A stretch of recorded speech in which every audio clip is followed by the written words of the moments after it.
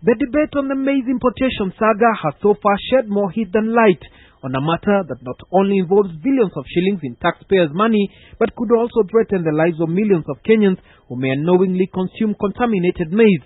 That is, if the raging allegations bear any truth. Government responses on these very critical issues have at best sounded like the proverbial Tower of Babel, leaving the Kenyan public not only vulnerable but confused.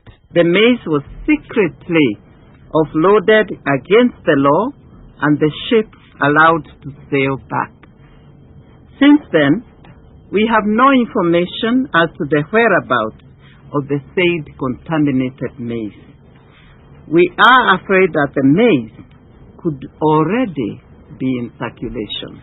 This cargo is still at the port of Mombasa.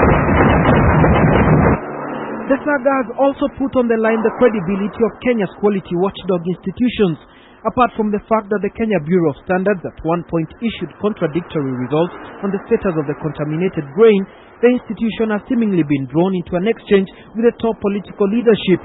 While on one hand, KEBS management alleged interference and intimidation from the Prime Minister's office, the PM has accused the standards body of political complicity. Who should the Kenyan public believe?